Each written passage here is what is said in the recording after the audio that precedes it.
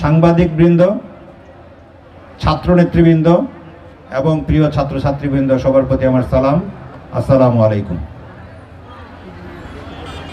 আমি বক্তব্যের শুরুতে পীরগঞ্জ সরকারি কলেজ জাতীয়তাবাদী ছাত্রদল শাখাকে ধন্যবাদ দিতে চাই, কৃতজ্ঞতা জানাতে চাই যে তারা আমাদের এই শিক্ষার্থীদের তাদের শিক্ষা কার্যক্রম শুরুর দিকেই তাদেরকে ফুলেল শুভেচ্ছা এবং এর পূর্বে এ ধরনের ছাত্র সংগঠন কর্তৃক শিক্ষার্থীদের বরণ করা হয়েছে বলে আমার মনে পড়ে না। আমার দীর্ঘ 23 বছরের চাকরি জীবনে আমি হয়তো একবার মাত্র দেখেছি যে বরণ করা হয়েছিল তৎকালীন ক্ষমতাশীল ছাত্র সংগঠন দ্বারা। কিন্তু পীরগঞ্জ সরকারি কলেজ ছাত্রদলের যে পীরগঞ্জ কমিটি, পীরগঞ্জ সরকারি কলেজ কমিটি, তারা আজকে এত সুশৃঙ্খলভাবে আমাদের ছাত্রছাত্রীদের বরণ করে নিল, এজন্য তাদেরকে অসংখ্য ধন্যবাদ এবং কৃতজ্ঞতা। যা আমরা ইতিপূর্বে দেখে এসেছি, যারা ছাত্র সংগঠন করে তাদের কাছে সাধারণত সাধারণ ছাত্রছাত্রীরা ভিড়তে চায় না। যে তাদের সংগঠন আছে, তারা সংঘবদ্ধ, তাদের সাথে কোনো কথা বলতে গেলে বা কোনো তর্কাতর্কিতে লিপ্ত হলে তাদেরকে নাজেহাল হতে হয়, তাদের মুখীন হতে হয়।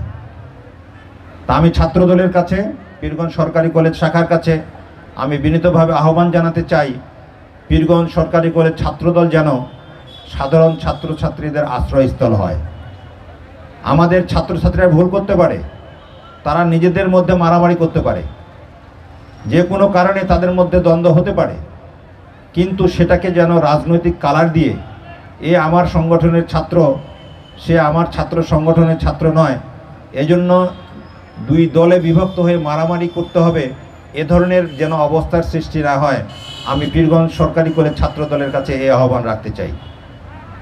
আজকে আমরা